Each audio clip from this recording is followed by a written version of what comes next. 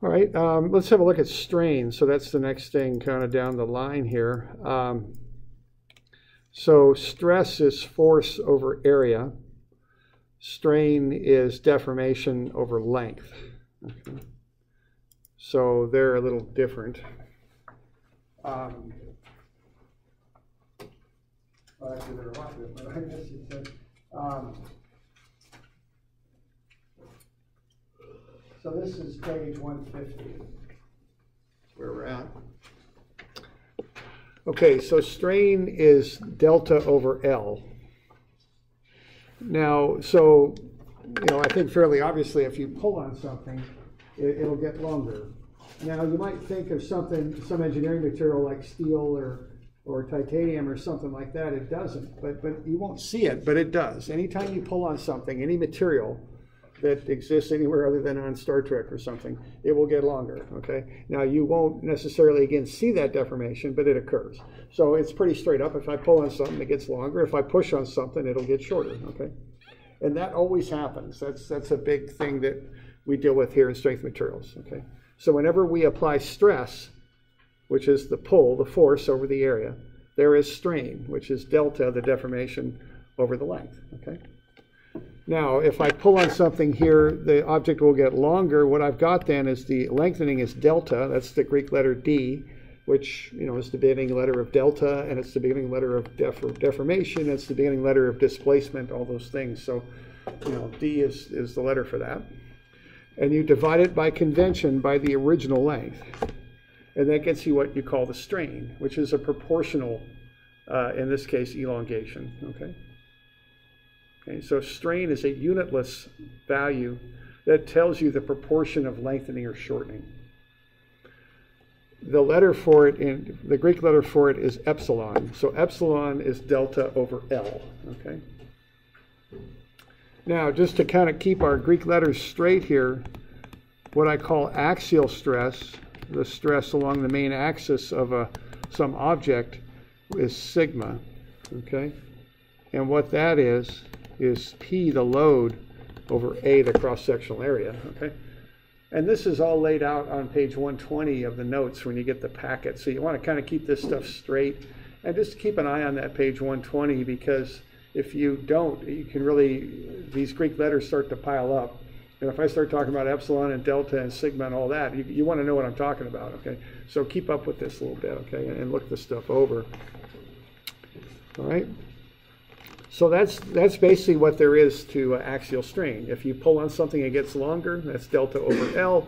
And conversely, if you push on something, it'll get shorter. And that's delta over L too. It's a negative delta. Now, there's also something called lateral strain. And lateral means side, okay? You've got muscles on your body, on the side of your body, called lats, sometimes they call those. If you think of fish, there's lateral fins on a fish, however you want to remember that. Lateral means side, okay? So lateral strain is a secondary effect of axial strain.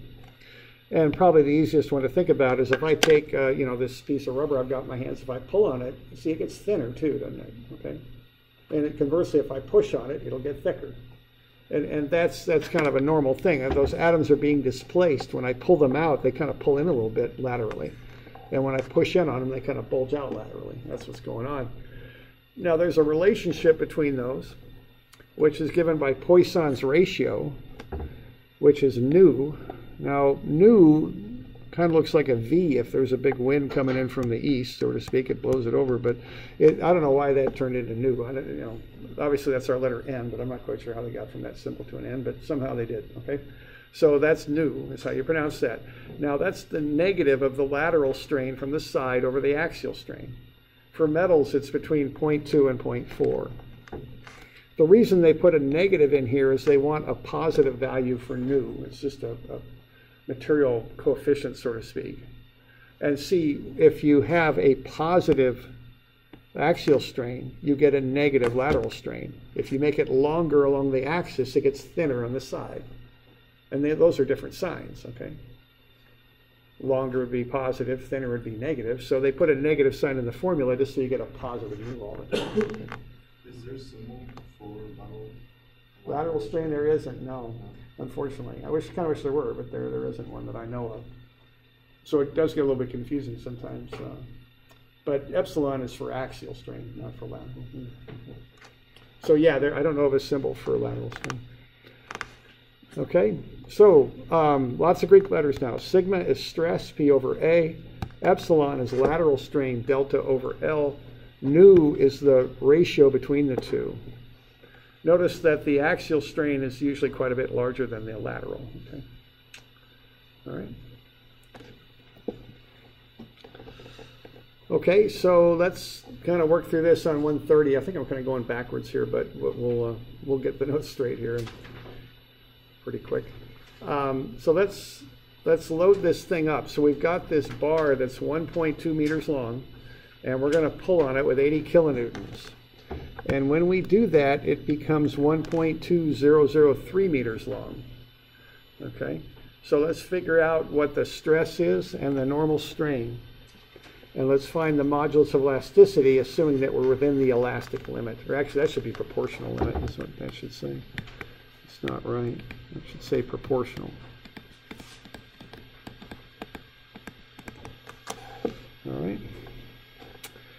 So let's get the cross-sectional area, which ought to be pi r squared. Okay, so pi. Now I'd like to keep this in meters. That's how I do this. So all my metric stuff, I do it in newtons and meters, and then when I'm all done, I convert to megapascals or gigapascals or whatever the heck it is I'm going to work with. So pi, the radius there would be 0.03 meters squared. All right. So I go ahead and find that cross-sectional area. That's what you work with when you find stress, is you want the cross-sectional area. So that'll be 0.03 squared times pi.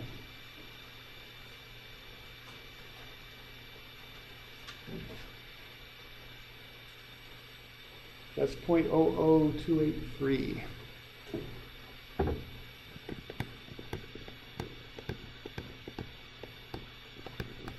Okay, so there's the area.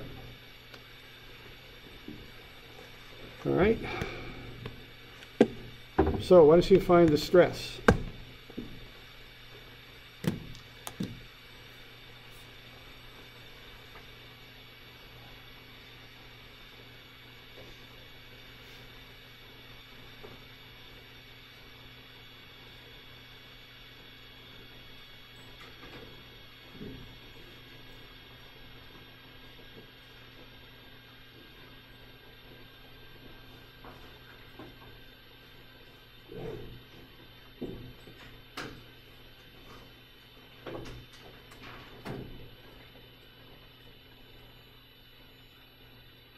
okay, so we need the area for or the formula for the stress.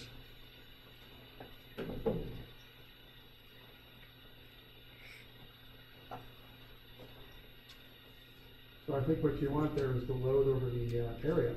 What you want, that'll get you the stress. So start with that.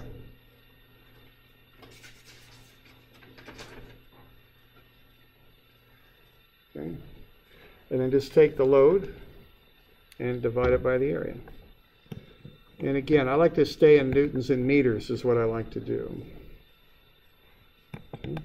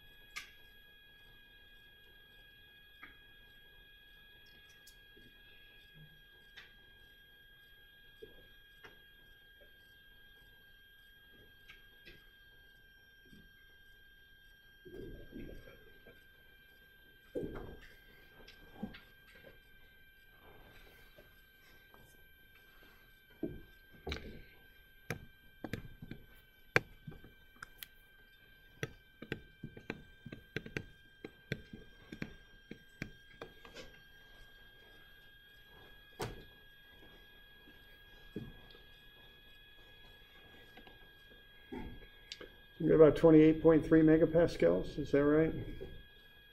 Okay, just take the load over the area. Okay, so 80,000 newtons divided by the area, 0.00283. 2829.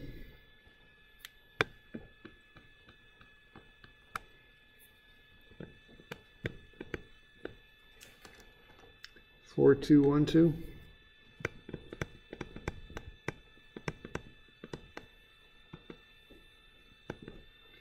It's 28.3 megapascals. Okay. All right. Next thing here, what's delta? I'm trying to get you used to the Greek letters is what I'm trying to do. So delta, what's the definition of delta? Difference. Yeah, difference, deformation, displacement, whatever you want to call it. So what's the deformation of that bar after you apply the load? Yeah, lots of zeros and a 3. Okay. Now, by definition, what's L? Which one is it? Which one's L? Yeah, original length. Okay, so it's exactly or as near as exactly as we care to have, 1.2 meters. So what's the strain then? The normal strain. What does that come out to be? 1.1 gigapascals. Strain's unitless. Oh. Yeah. Okay. 0.00025. Yeah, there's lots of zeros. There's always lots of zeros.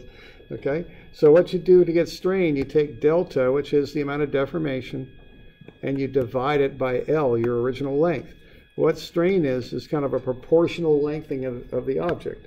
It factors the length out. It just looks at what percentage elongation or compression you got. Although it's not quite percentage because it's expressed as a decimal. Okay. So what we get there is 0.0003, and that's meters. And the length is 1.2 meters. Just divide that out, and you just get a decimal. See, the units go away. It's just as I say, kind of a percentage lengthening, but it's actually not a percentage. It's a proportional amount of lengthening. Okay.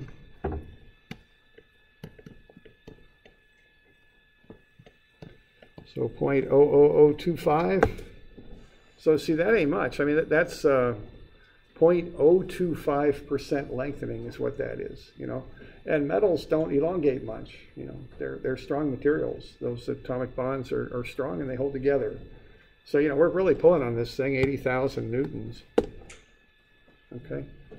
But it doesn't elongate that much. So assuming we're within the proportional limit, what's E then? What does E come out to be?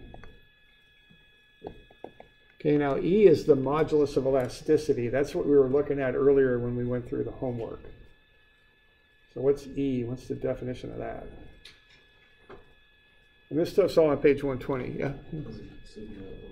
Yeah, right. It's the stress over the strain with the one provision that you're within the proportional limit, because once you get beyond that limit, it has no meaning anymore.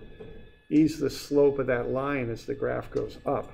But once you get beyond the proportional limit, it's not a straight line anymore in the graph, so E is meaningless after that. Okay?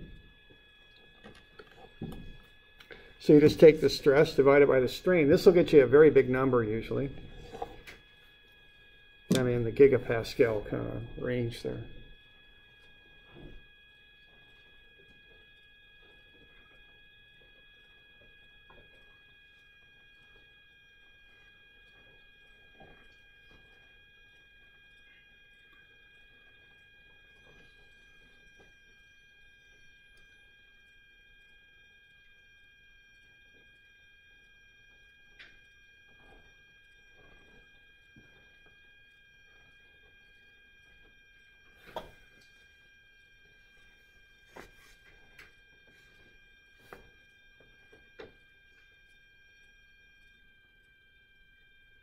Okay, so that's 113 gigapascals.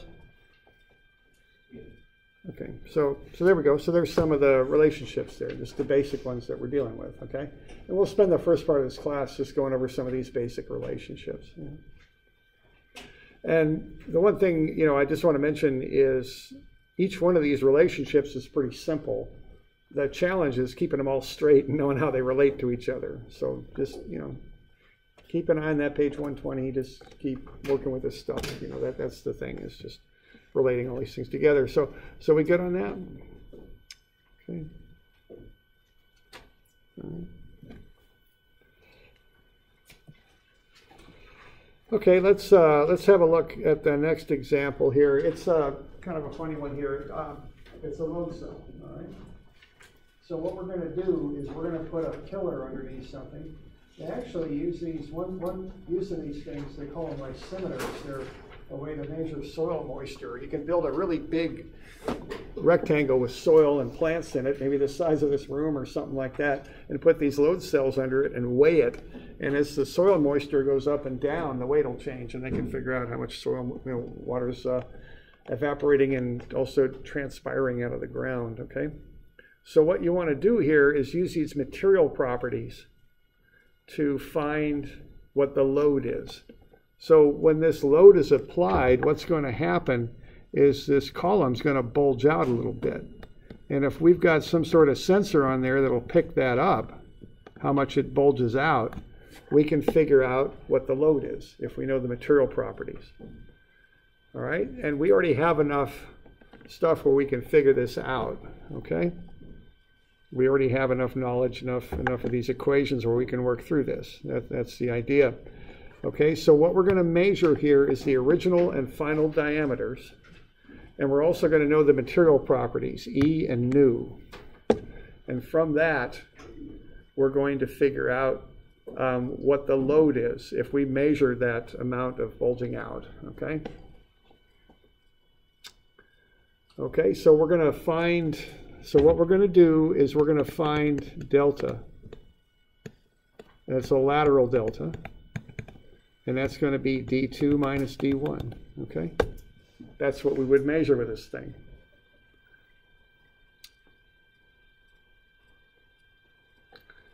Okay.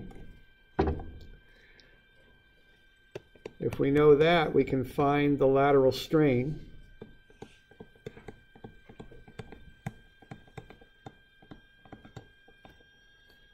Okay. D2 minus D1 over D1. That would be the lateral strain on the side. Even though it's a diameter, we can still do that. Even though it's round, we can still calc this stuff up. Okay. So if we measure the original diameter and the final diameter, we can then find the delta, lateral, and then we can find the lateral strain. And then the key thing next to do is find the axial strain.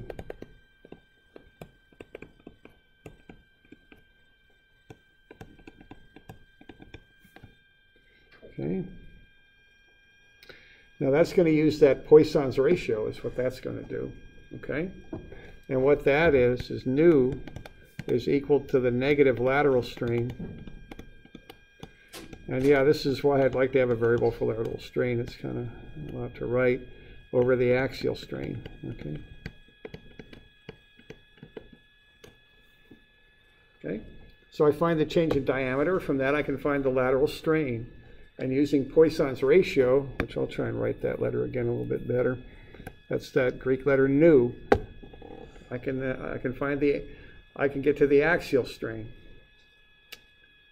Okay. Now I can get to the axial stress. How do I get from stress to strain? What's the magic number for that, or the magic coefficient, whatever you want to call it?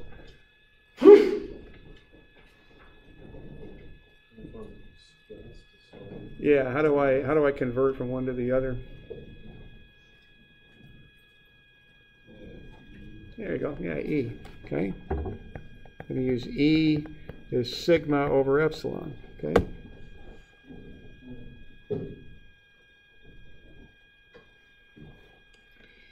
Okay. Then I find the load.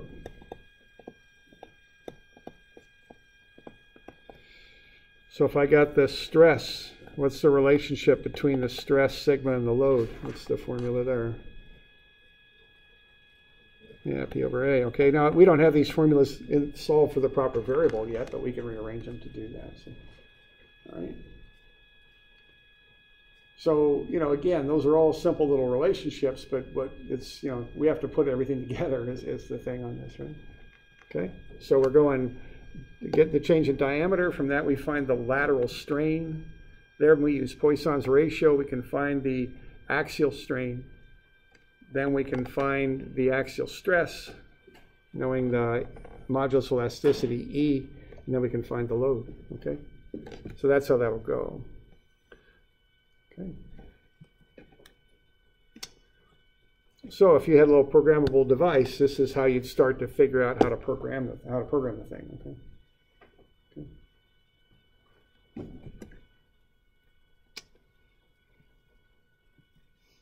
Okay, so find the lateral strain, find the axial strain, find the axial stress, find the load P. And there are the formulas to do it with, okay? Which we just wrote most of those down. All right, so that's basically the process and the formulas we use.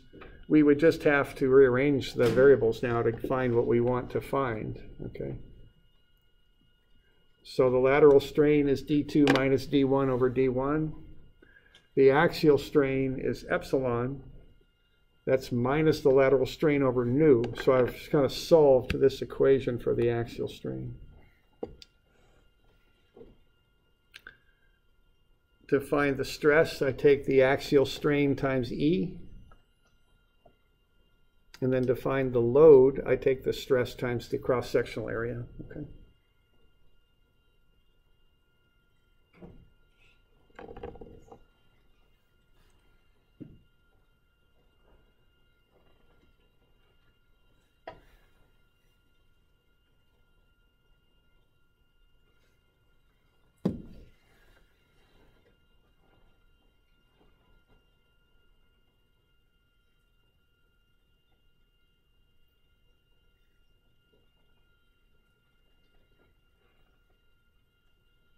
Okay. And then it's just a matter next of kind of combining everything together. So we'll get to one big equation. Okay. So again, the lateral strain is D2 minus D1 over D1. The axial strain epsilon is the negative of the lateral strain, so that's negative D2 minus D1 over D1 divided by nu. Then I just take the D1 to the bottom of the equation. Also, I factored that negative through. So instead of D2 minus D1, that negative right there makes it D1 minus D2 if I just multiply it through. And then to get the stress, I multiply that equation by E. And then to get the load, I divide it by pi d squared over 4. I use D1 there. The original area is the convention on that. Remember, pi r squared, area is pi r squared. It's also pi d squared over 4. R is d over 2, so if I square d over 2, I get d squared over 4. That's where that comes from. All right, then I just collect terms and I cancel the d1 out, and so I get the load is E times pi times d1 minus d2 times d1 over 4 times the nu. So if you're going to program this thing, that's the formula you put in. Okay? And a lot of plants, are automated now. They use what are called PLCs, programmable logic controllers, to take readings and make adjustments to flows and things like that based on what they're reading. So the typical thing to do is to take a reading, compare it to some sort of set point, and then make an adjustment to your whatever it is you're working with. There's engineers that make their living doing that, automating plants. So we okay with that? So again, we're just kind of linking these relationships together. So that's the first kind big task in this class. It's just to get all these little relationships figured out and how they relate to each other figured out. Okay. All right. So if I want to know what the load is for a given deformation, now I can do that. Okay. And I think down at the bottom I put in one particular question. I can't remember what I had in there, but E equals 10 to the 30 times 10 to the 9, so that'd be 30 gigapascals. Poisson's ratio is 0.4. D1 is exactly 2 centimeters. D2 is 2.001 centimeters. So if we got this formula now, we can just plug all that stuff into the formula and we'll get the loading out for that situation. So if that one load cell, that one post gets 0.00001 meter thicker when the load's applied, what that means is the load is negative 11,781 newtons.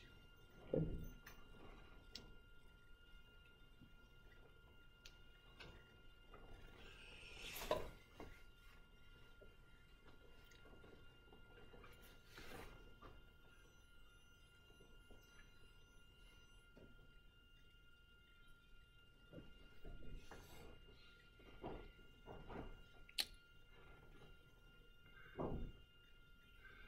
So we okay with that?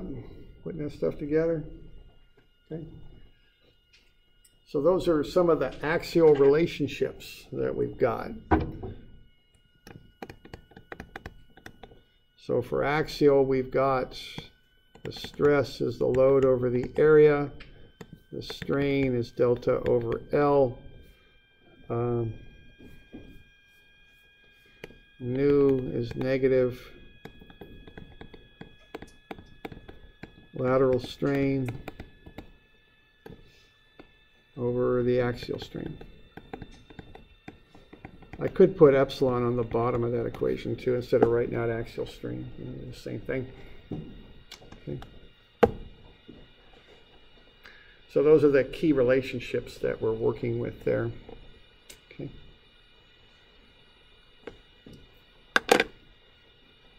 Yeah, question there. So are we assuming that the load is going down? Yeah, it's a load cell, so you know there's a weight that's just pushing down on it, yeah, and compressing it. Okay, so then why would the load not negative? That's a good question. It's compressing it. Right. Yeah, this equation is just set up straight with just the mathematics and the formula. So really, see, this does make sense because D2 is bigger than D1, which means it's bulging out. That means the load is compressive, pushing down, and compression by convention is negative. So that's where that negative comes from. It's all working out, you know. If it were to get thinner, that would be a tensile load pulling up, and that would be a positive load. So, you know, it works out quite well, really. Okay. So we're not looking at it and saying, oh, it's compressive. We're actually, the formula is kicking out a positive or a negative to tell us whether it is or not. Okay. All right. Other questions?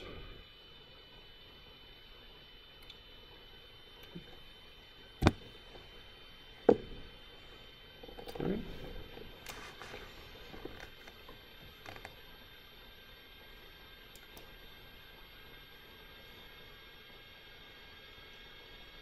Okay.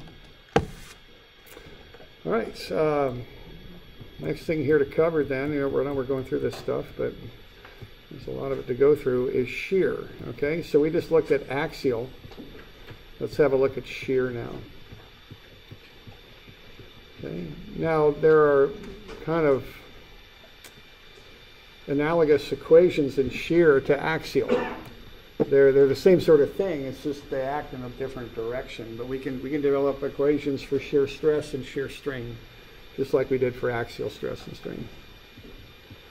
Okay, now whenever I think of shear, the first thing I think of is something called a lap joint, where you overlap two boards or two pieces of metal or something.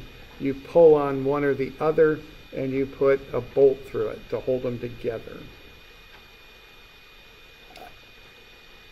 So what happens then is you've got a pull here, so you get a reaction there. So right where that bolt is, you've got one pull going one way and the other going the other, okay? So what you get is there is a sliding action that is, I guess I could say, trying to happen right there in the bolt. The bolt has to resist that. So this is very different than axial. Axial is a load where the atoms, the atomic bonds are being stretched or compressed, where they act like springs, and you're pulling on them or pushing them.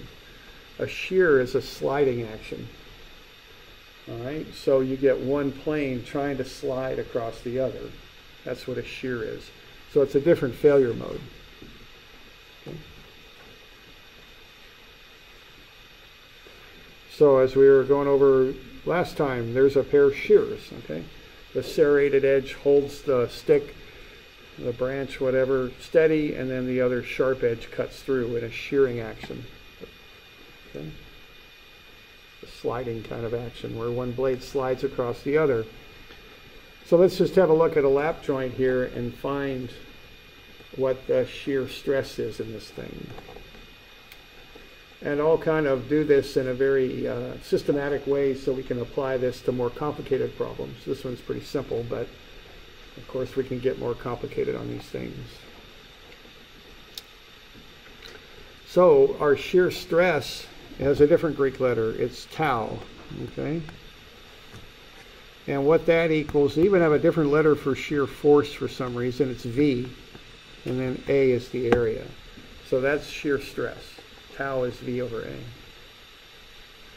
V is the same thing as P, which is just a load. It's just a force. Okay.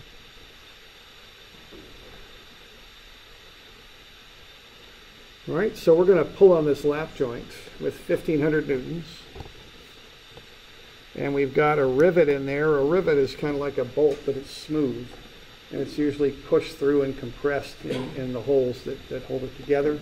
You get a rivet gun that kind of pushes on both sides of the metal. It's kind of a soft metal. It'll bulge out.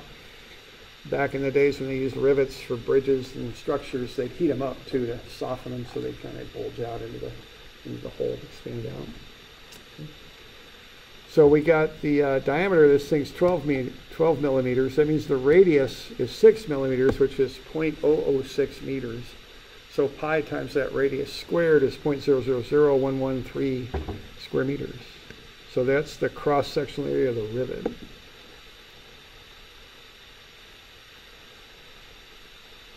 Now on this one, so that's the area. Now what we also want is the shear force, which in this one is pretty straightforward. I mean, it's just 1,500 newtons. To really kind of formally get the shear force, though, you look at the object that's going to shear, which in this case is the rivet. And what we've got then is 1,500 newtons pulling to the right from the bottom plate. Well, that top plate, on account of the reaction, will pull back, and that would be our internal reaction. So that would be V.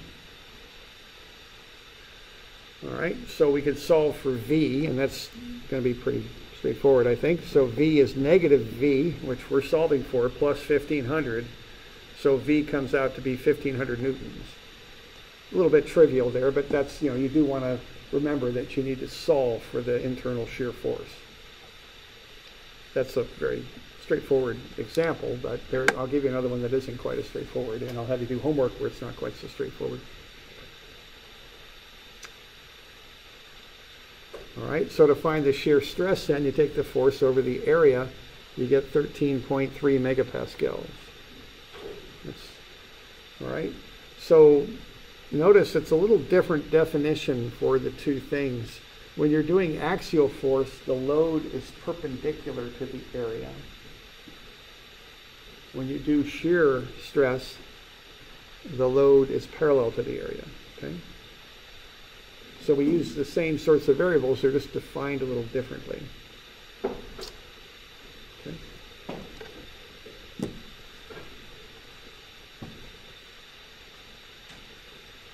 You doing all right with that? Okay. Mm-hmm.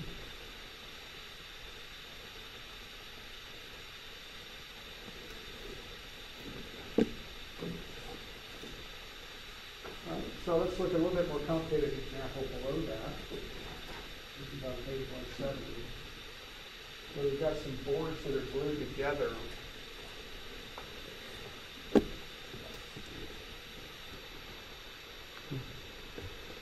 So I got a 3D picture over there on the left. So we've got two boards, a double lap joint. And then I've got kind of a 2D picture on the right to make it a little bit easier to draw, okay? So what's going to happen here is we're going to pull on this board with a load of P. And so we've got this thing all glued together. We've got a maximum allowable shear stress of the glue is 1.4 megapascals. So that's how much stress the glue can handle. And then we want to know how big of a load can we apply before the thing fails, at least the glue fails. Okay. And we've got the width of the boards too. 15 centimeters, is that? The boards are 15 centimeters wide. Okay, so that's this dimension right there. 15 centimeters. Okay.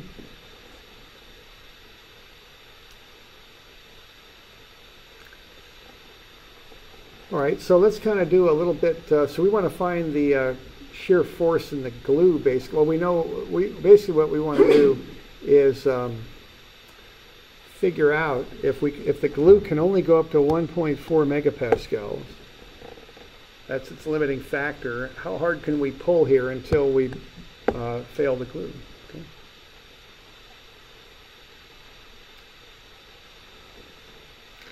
So the first thing I want to do here is find the shear force in the boards.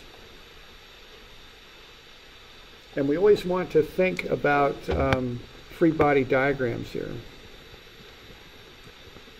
Now the first thing is, on account of symmetry there, if I pull with P on that middle board, these reactions here will be symmetrical. It's P over 2 for each of them, okay? So I'm going to have two reactions, top and bottom, of P over 2.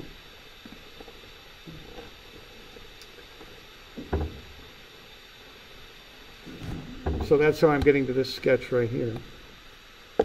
Now what I want to do is I want to find the force in the glue. Okay. Now whenever you want to find a force in something internal, in this case the glue is kind of internal to that collection of boards, what I want to do is cut through that object with a free body diagram. So what I'm going to do to find the force in the top glue is I'm going to cut a free body diagram like that. I'm going to have P over 2, which is that reaction to the left, and then I'm going to have whatever force that glue has to develop to the right. So when you cut through something, you can find the internal force that exists in it. Okay? So what I'm finding here is what the glue has to do to resist that loading. And it's just like what we were doing earlier. I make a cut through what I want to find, and I take one whole side or the other, and I'm going to take the top. Okay. So what I would do then is I would solve for V. Okay. So I'm going to go sum of fx and set that equal to 0. And what I would have there then would be minus P over 2 plus whatever V is. So when I solve for V, it equals P over 2, half the load.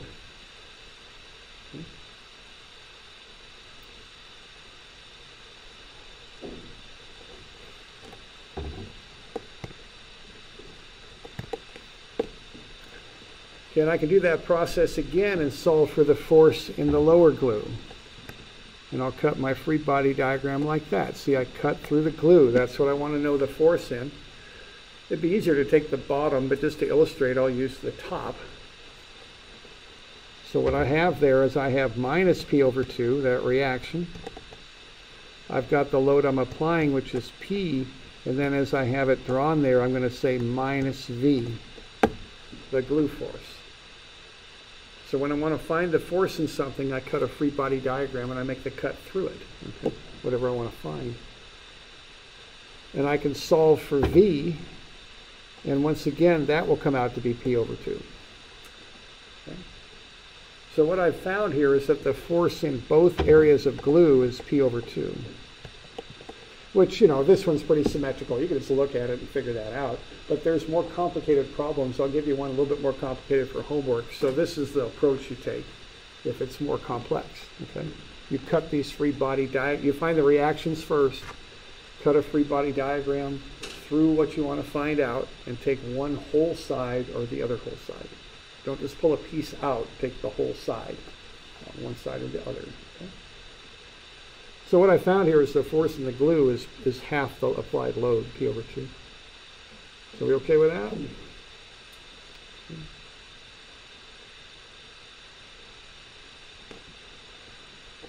All right.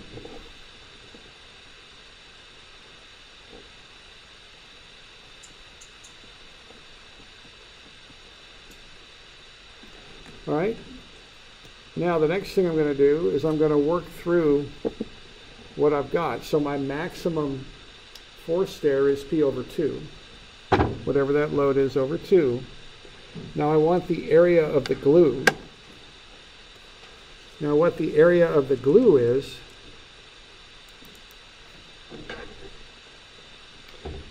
the 40 centimeters times the depth into the page there, which is 15 centimeters. So I got 0.4 meters times 0.15 meters, it's 0.06 square meters.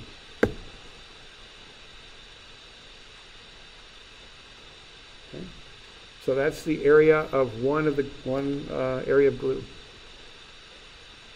That's what I want to investigate here. Okay. My shear stress is the shear load over the area, okay, which is P over 2, which is the shear load divided by the area. So that's P over 2A.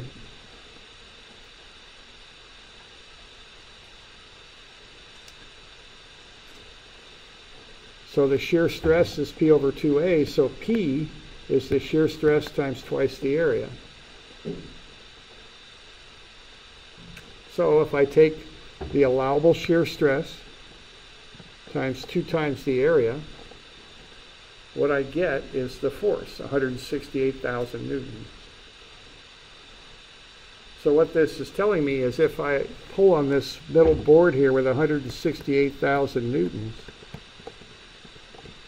the stress that builds up in both of these glued joints will be 1.4 times 10 to the 6 newtons per meter squared.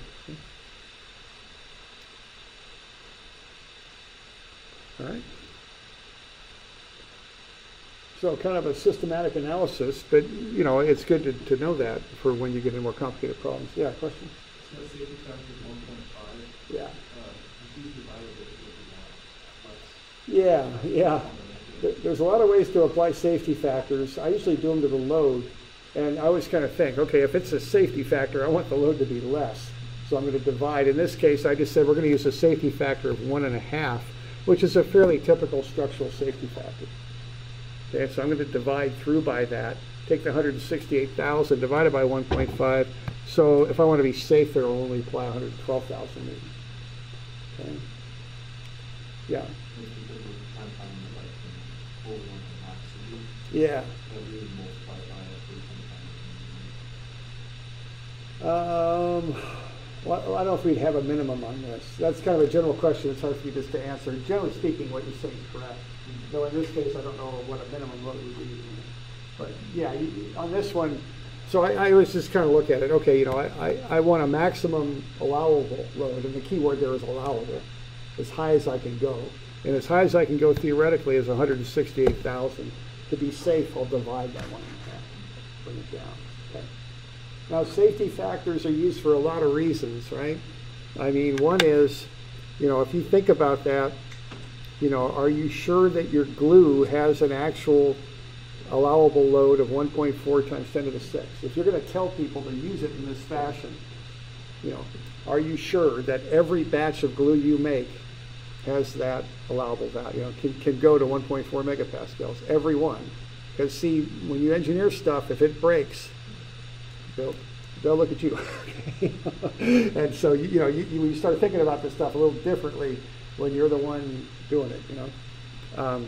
So that's one thing. Another thing is you know, the main reasons for safety factors is one, uncertainty about what something's going to be used for, and two is the quality of it. Okay? And so that leads us to use safety factors. Like this building here that we're in was probably designed with a safety factor of about 1.4 or 1.5 from my experience. So whatever they thought the real loads were going to be, they factored them up. They designed this for more load than they really thought they were going to have to handle, because they couldn't guarantee that every mix on every post was perfect, you know, on the concrete.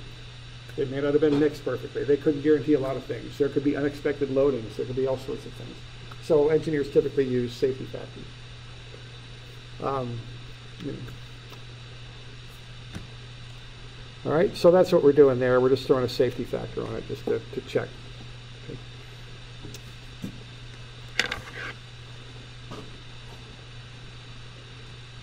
You got any questions on that one?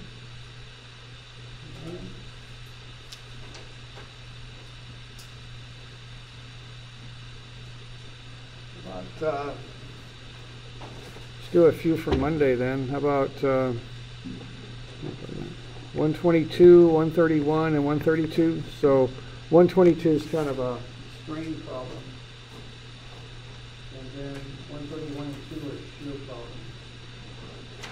So these will be due Monday. We'll cover them next time on Friday. I think that Monday's the 14th, I think. Yeah, it is. Okay. All right. We're doing all right? Yeah, question there. Yeah, this one, I'll have to remember, this will probably be homework 1B, because it's assigned week 1. So I'll include it. I'll combine 1A and 1B together into a weekly score. All right.